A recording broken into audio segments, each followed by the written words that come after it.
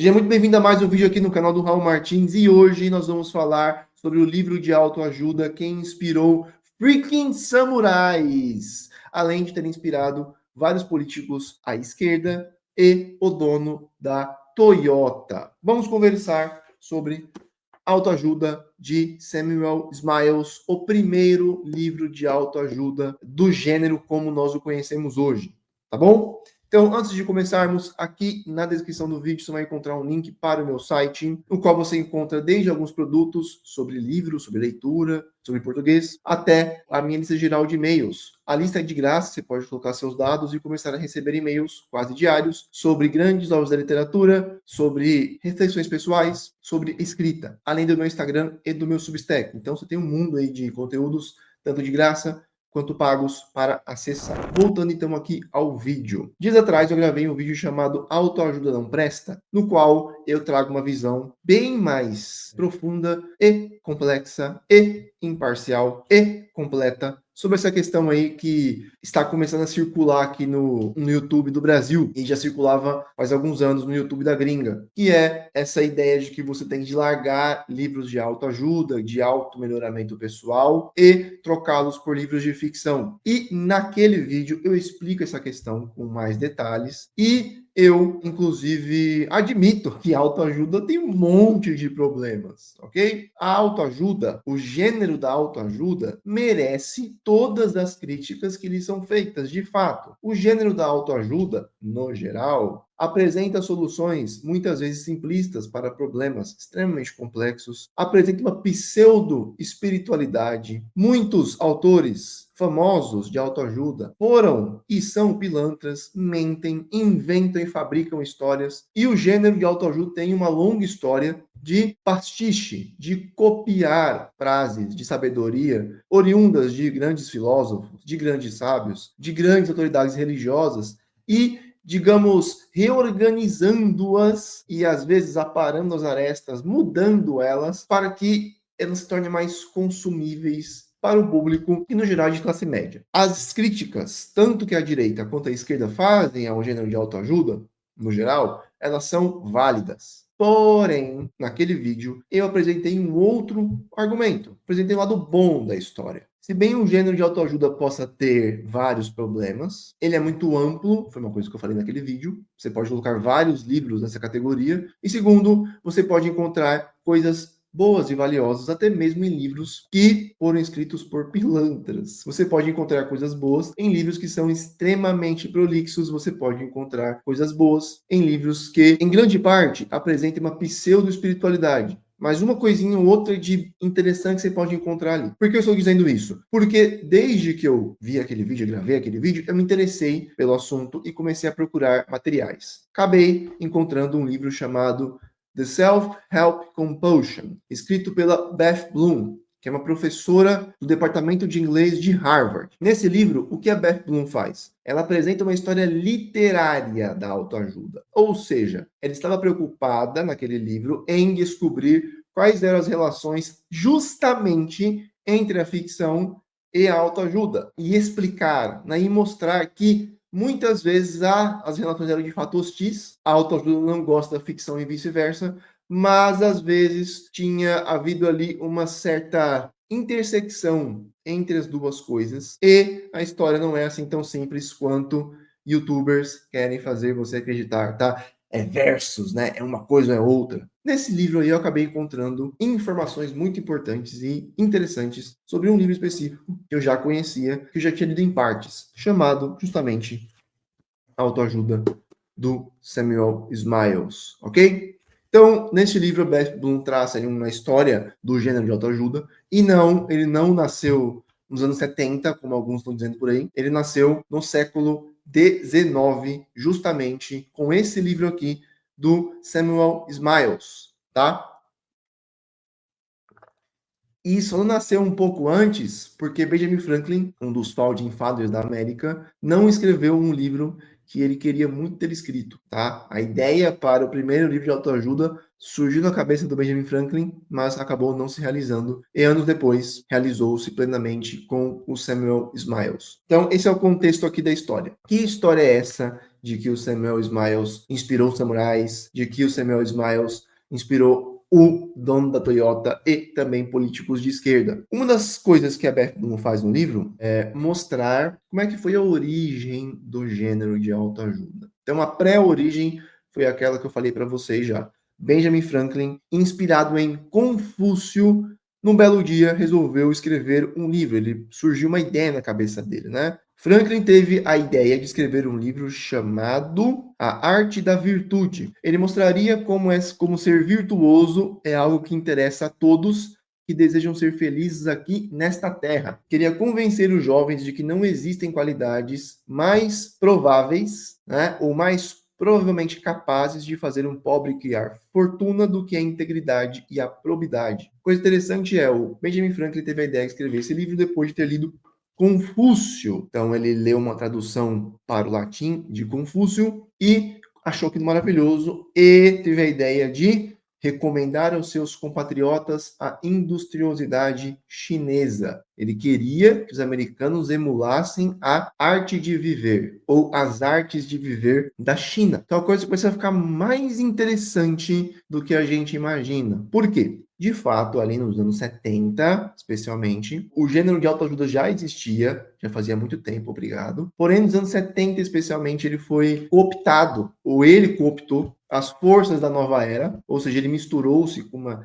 série de pseudo-místicas e espiritualidades freestyle e foi se tornando cada vez mais uma commodity espiritual para indivíduos de classe média. Então, ele foi, ao mesmo tempo, substituindo a religião para muitas pessoas e transformando-se nesse tipo de guia máximo que está acima e se opõe às instituições políticas, educacionais e tudo mais, tá? O gênero de autoajuda tem, de fato, essa veia anti-institucional, desde o começo. O Benjamin Franklin teve essa ideia de escrever um livro chamado A Arte da Virtude, porém nunca o escreveu. Seria, então, muito tempo depois, em 1859, que um sujeito, de fato, escreveria o tipo de livro que hoje nós chamamos de autoajuda, e esse sujeito é ninguém mais, ninguém menos que o Samuel Smiles. Então, é o seguinte, o Samuel Smiles, neste livrinho aqui chamado Autoajuda,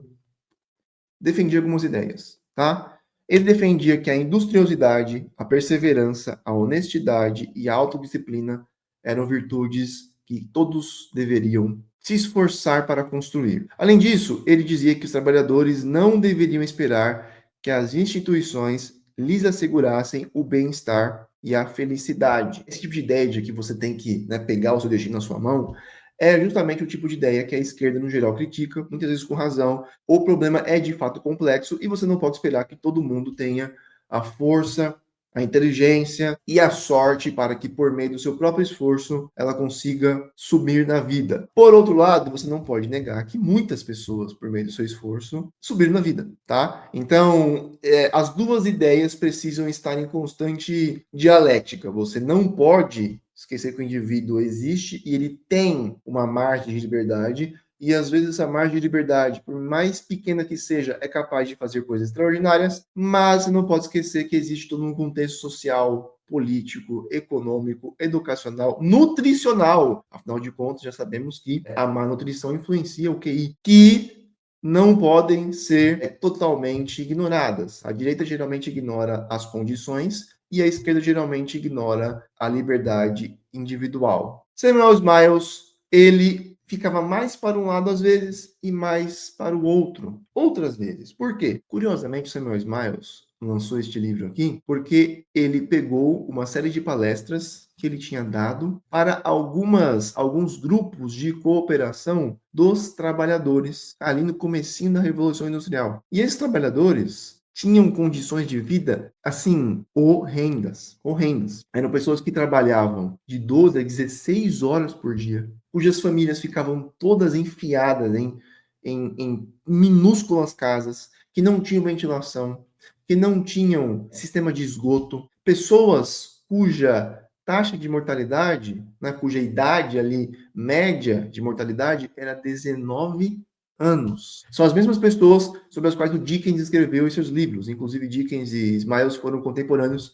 inclusive foram um pouco rivais, né? E o Smiles vendeu muito mais do que o livro do Dickens, que era uma sátira da autoajuda. Grandes Esperanças foi uma espécie de contraponto à febre da autoajuda, tá? Essa ideia de que você, por meio do seu esforço próprio, pode subir na vida. Então, Dickens falou, ó, isso pode dar errado. Samuel Smiles, então, lançou este livro porque ele tinha dado várias palestras para essas organizações, esses grupos de trabalhadores que não tinham muito o que fazer da vida. Eles tinham pouquíssima ajuda governamental, não havia essa ideia de sistema de welfare, eles realmente tinham uma vida extremamente difícil. Mas o Samuel Smiles participava de várias reuniões, deu palestras e reuniões. Uma delas foi feita em um hospital abandonado, porque eles não tinham lugar, eles não tinham um galpão. E nessas palestras, o Samuel Smiles lhes ensinou por meio de exemplos práticos. Samuel Smiles sempre dava exemplos práticos do que ele dizia. Como é que homens, sempre homens, ele não dá um exemplo de mulher. Afinal de contas, né, estamos aí alguns séculos atrasados nesse caso. Mas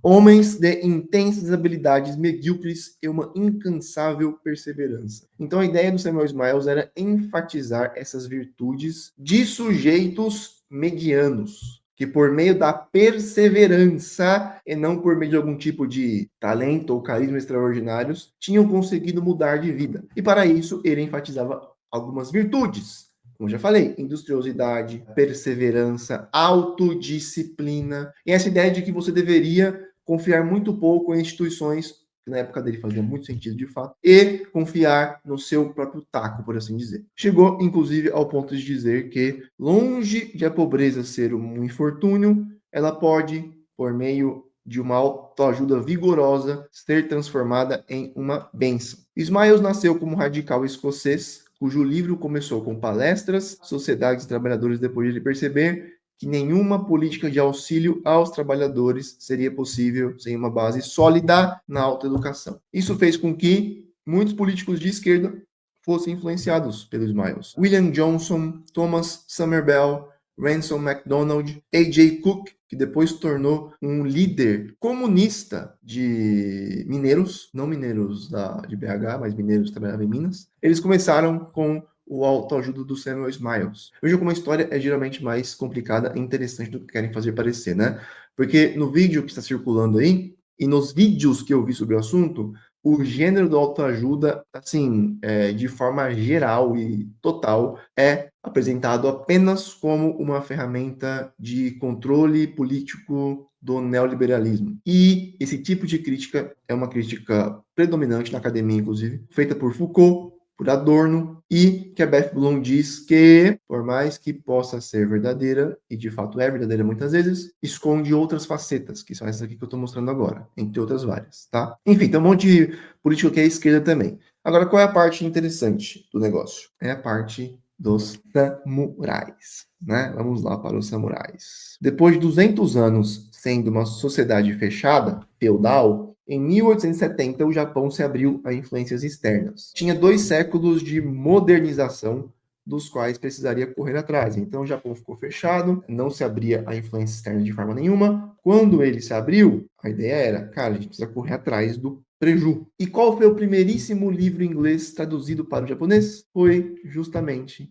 o Autoajuda. E o Autoajuda foi assim, você não tem ideia de como esse livro foi terrivelmente importante para os japoneses. Um scholar japonês diz que esse foi o livro ocidental mais influente já traduzido para o japonês. Estudiosos japoneses concordam que é impossível superestimar a influência do livro de Smiles, de forma que ele se tornou positivamente um manual à industrialização do Japão. Que coisa absurda, né? Por exemplo, um dos sujeitos que foi influenciado pelo livro foi Sakichi Toyoda, que nasceu pobre, filho de um carpinteiro da vila e mais tarde iria se tornar o fundador da Toyota.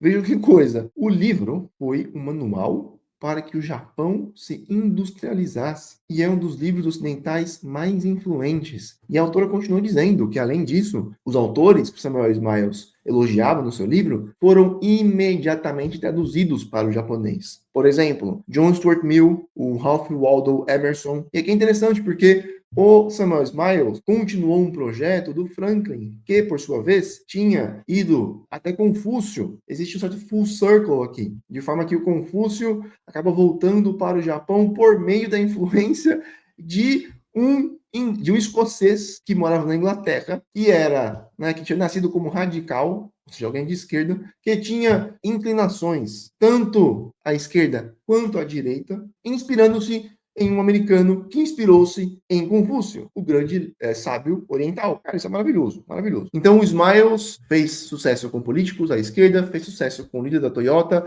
foi um livro que influenciou a leitura de outros livros, e além disso, foi também uma influência definitiva para os samurais, que, assim que o livro foi lançado, fizeram literalmente acampamentos próximos aos locais de venda, para que fossem os primeiros a comprá-lo e depois pudessem aplicar os seus ensinamentos de perseverança, de autodisciplina. Além disso, os Khedive do Egito também chegaram a escrever máximas de Ismael em suas paredes, ao lado de citações do Alcorão. Então, em 1859, a autoajuda surgiu como um livro no qual você já encontrava todas as contradições do gênero condensadas. Ele foi usado, de fato, como uma ferramenta de acomodação de uma classe média. Ele pôde ser usado como uma ferramenta para apaziguar os ânimos dos trabalhadores e, assim, ó, se virem, nós não vamos mudar nada na política, vocês é que tem que mudar a vida individual de cada um. Isso aconteceu de fato. Porém, por outro lado, muitos sujeitos de fato cresceram e se transformaram com o livro dos Smiles. E não apenas sujeitos individuais, mas a nação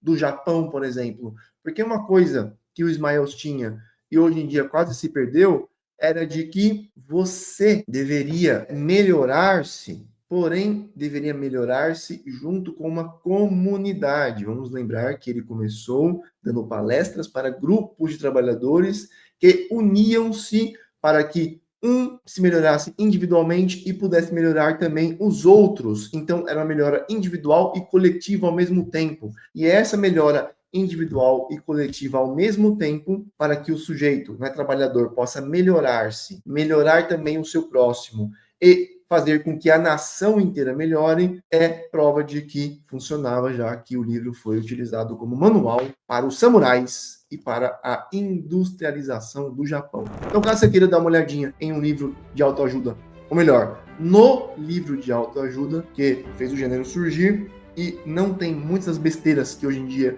você encontra, tá aqui, Autoajuda, traduzido pela Auster, um livro no mínimo interessante e curioso para que você cheque, tá bom? Então é isso, muito obrigado pela paciência e atenção, nos vemos no próximo vídeo aqui no YouTube, abraço, tchau, tchau!